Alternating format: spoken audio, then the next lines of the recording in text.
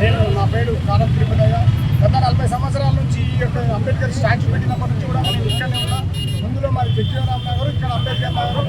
ఇక్కడ చాలా పోరాటాలు చేసి చిన్నగా ఉన్నప్పటి నుంచి కూడా మేము చదువు కూడా అంబేద్కర్ చుట్టుముట్టే కొనసాగింది. ముందల హాస్టల్, వెనకాల స్కూలు. కానీ అప్పటి నుంచి ఇప్పటిదాకా నిరంతరము మేము ఈ అంబేద్కర్ యొక్క ఆశయాల కొరకు కృషి చేసాం. గతంలో 1990లో అంబేద్కర్ సెంటనరీ సెలబ్రేషన్ సందర్భంగా ఆ రోజు ఉన్నటువంటి భూపతి జైన్ కలెక్టర్ గారు, సుబ్రహ్మణ్యం కలెక్టర్ గారు నాకు ఒక అంబేద్కర్ కాగడ జ్యోతి ఇచ్చి 64 మండలాలు 101 గ్రామాలు ఒక ప్రోగ్రాంలో చేయడం జరిగింది. దాని మేరకే నేను ఒక్కనే చాలా మంది నా ఎంబడి టీముని తీసుకొని పోయి ఈ యొక్క అంబేద్కర్ చరిత్రను చెప్పడానికి ఊరూరు వాడవాడ మండలాలను తిరిగి ఈ కార్యక్రమం చేపట్టడం జరిగింది. అప్పటి నుంచి ఇప్పటిదాకా కూడా నిరంతరం నేను అంబేద్కర్ ఆశయాల కొరకే నా వంతు కర్తవ్యంగా నా బాధ్యత నేను అంబేద్కర్ ఆశయాలను కొనసాగించాలని చెప్పి కోరుకుంటూ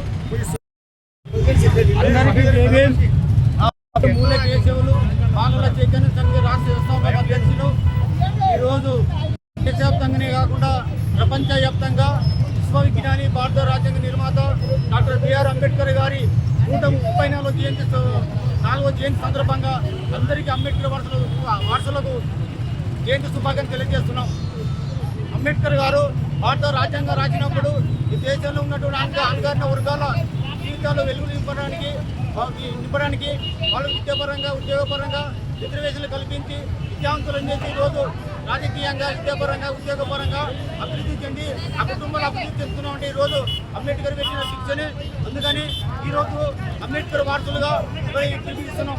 అంబేద్కర్ రాసిన రాజ్యాంగం ఈ దేశంలో ఉన్నటువంటి మనస్తత్తులకు, రాజ్యాంగ వ్యతిరేకులకు నచ్చలేదు. కాబట్టి ఈ దేశంలో ఉన్నటువంటి రాజ్యాంగ పరంగా దేశంలో ఉన్నటువంటి అణగారిన వర్గాలు, ఎస్సీ, ఎస్టీ, బీసీ, మైనార్టీ వర్గాలు అభివృద్ధి చెందడం మతోన్మాదులకు ఇష్టం లేక రాజ్యాంగాన్ని మార్చి మన సుఖం తీసుకురావాలని ప్రయత్నం చేస్తున్నారు.